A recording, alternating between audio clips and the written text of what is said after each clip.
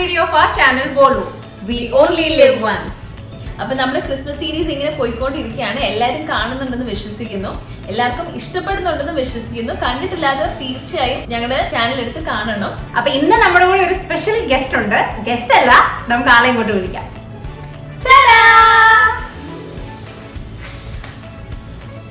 അപ്പം ഞങ്ങളുടെ കൂടെ അമ്മയാണെന്നുള്ളത്. സ്പെഷ്യലായിട്ട് എന്തോ ഡിഷ് ഉണ്ടാക്കി തരാമെന്ന് പറഞ്ഞിട്ടുണ്ട്. അപ്പൊ എന്താ അമ്മ ഇന്നത്തെ സ്പെഷ്യൽ? ഇന്നത്തെ സ്പെഷ്യല് ക്രിസ്മസിന് വേണ്ടി നമ്മൾ ഉണ്ടാക്കുന്ന താറാവ് കറി.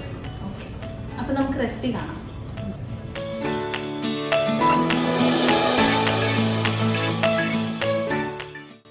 പാത്രം അടപ്പേ വെച്ച് ചൂടായി അതിൻ്റെ വെള്ളം പറ്റി കഴിയുമ്പോൾ എണ്ണ ഒഴിക്കുക. എണ്ണ ഒഴിച്ചു കഴിഞ്ഞിട്ട് നമ്മൾ ആദ്യമേ തേങ്ങ അരിഞ്ഞ് കുറച്ച് ഉപ്പും മഞ്ഞളും ചേർത്ത് വെക്കണം. അത് ഈ മൂത്ത എണ്ണയിലോട്ട് ഇട്ട് മൂപ്പിച്ചെടുക്കണം.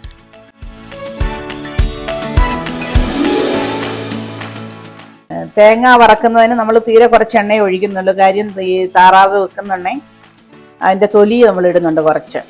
അപ്പോൾ അതിൽ നിന്ന് തന്നെ നെയ്യ് ഇറങ്ങും. അപ്പോൾ ഒത്തിരി എണ്ണ ഒഴിച്ചാൽ ഒത്തിരി അങ്ങ് ഓയിലി ആയിപ്പോവും കറി. ഇത് തേങ്ങ ഒരുമാതിരി മൂത്ത് വരുമ്പം നമ്മൾ ഈ താറാവിൻ്റെ തൊലി കുറച്ചെടുത്ത് മാറ്റി വെച്ചിട്ടുണ്ട് നെയ്യോടെ, അത് ഇതിനകത്ത് ചേർക്കാം. ആയി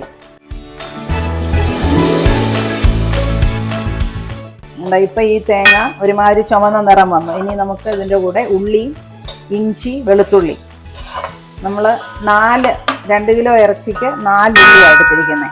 4 സവാള, മീഡിയം സൈസ് സവാള 4 എണ്ണം.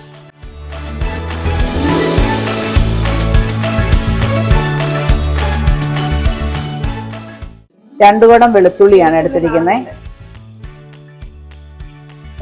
ഒരു മീഡിയം സൈസ് 2 കഷ്ണം ഇഞ്ചി. അതിൻ്റെ കൂട്ടത്തിൽ തന്നെ കരിവേപ്പിലയും കൂടി ഇടുക.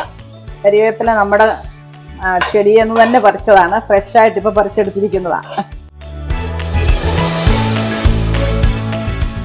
ഈ ഉള്ളി പെട്ടെന്ന് വഴന്ന് കിട്ടാൻ ഉപ്പിടണം. ഉപ്പിട്ടാൽ പെട്ടെന്ന് അത് വഴന്ന് കിട്ടും.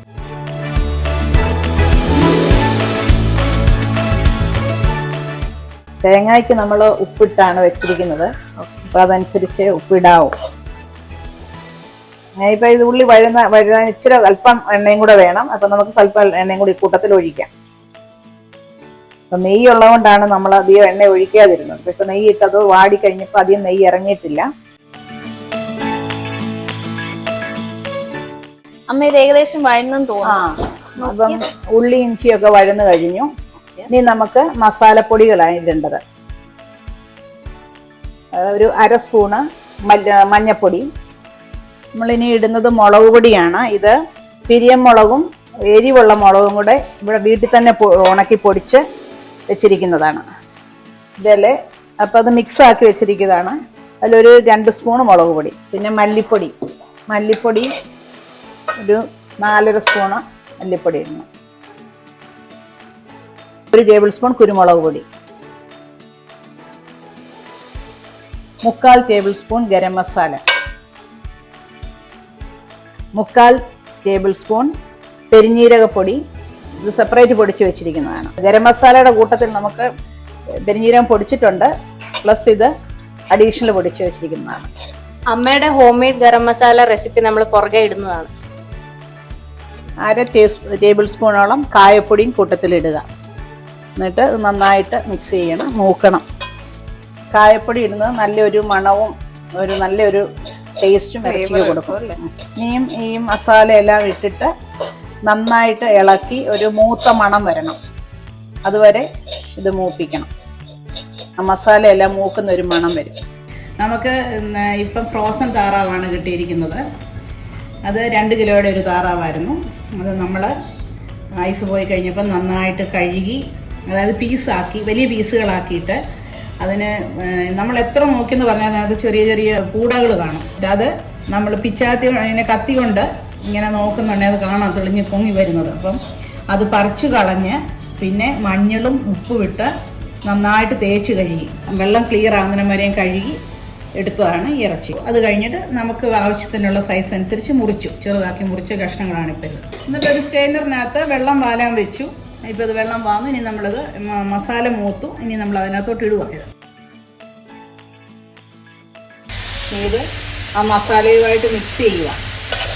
നന്നായിട്ട് മിക്സ് ചെയ്ത് ഇളക്കി മിക്സ് ചെയ്യണം. എന്നിട്ട് വെള്ളം ഒഴിക്കാതെ തന്നെ ഇത് കുറേ നേരം ഇങ്ങനെ വഴറ്റി ഈ മസാലയെല്ലാം ഇതേ പിടിച്ച് ചെറുതായിട്ടൊന്ന് അടച്ചു വെച്ച് ഒരു 5 മിനിറ്റ് ഒന്ന് വേവിക്കണം.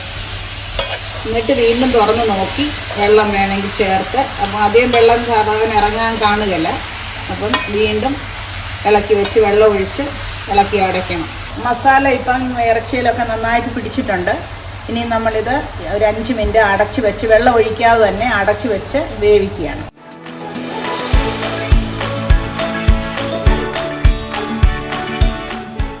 അതേ വീണ്ടും നമ്മളൊന്ന് തുറന്ന് നോക്കി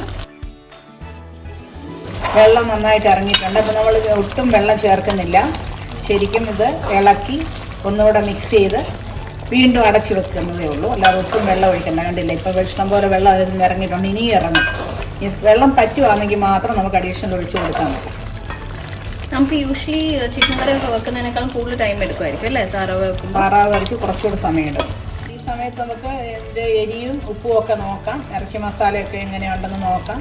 എന്തെങ്കിലും ആവശ്യമായിട്ടുണ്ടെങ്കിൽ അല്പം കൂടെ ആഡ് ചെയ്യാം. ഉപ്പ് എന്തെങ്കിലും വേണമെന്നുണ്ടെങ്കിൽ ആഡ് ചെയ്യാം.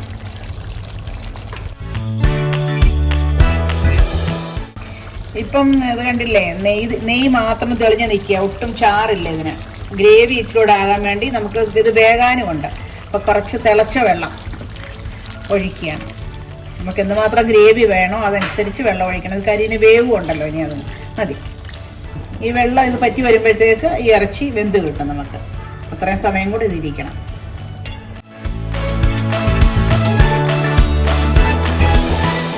ഇപ്പം നമ്മുടെ താറാവ് വെന്തു, ചാറൊക്കെ കുറുകി കഷ്ണത്തെ പറ്റി. ഇനി നമുക്കിത് ഓഫ് ചെയ്യാം. ഓഫ് ചെയ്തിട്ട് കടുക് വറക്കണം.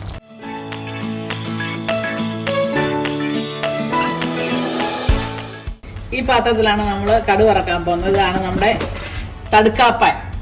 ഇത് ഞങ്ങളുടെ ജെസിമോയുടെ ആവശ്യാനുസരണം ഞങ്ങൾ നാട്ടിൽ നിന്ന് വാങ്ങിച്ചുകൊണ്ട് വന്നതാണ് ഈ പാത്രം. ഇപ്പം നമ്മൾ ഇതിനകത്തിലോട്ട് എണ്ണ ഒഴിക്കുക കടുക് വറക്കാനായിട്ട്.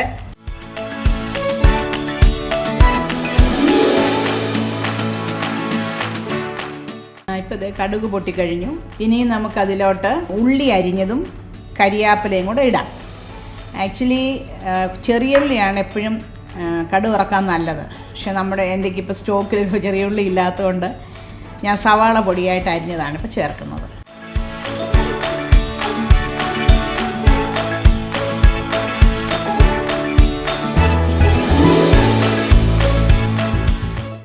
അര സ്പൂണ് കുരുമുളക് പൊടി, പെരിഞ്ജീരകം പൊടി 1 table spoon, 1 table spoon garam masala, 1/4 ടീസ്പൂണോളം കായപ്പൊടി. അത്രയും കൂടി ഇട്ട് ഒന്നുകൂടെ മൂപ്പിച്ച് ഇടും.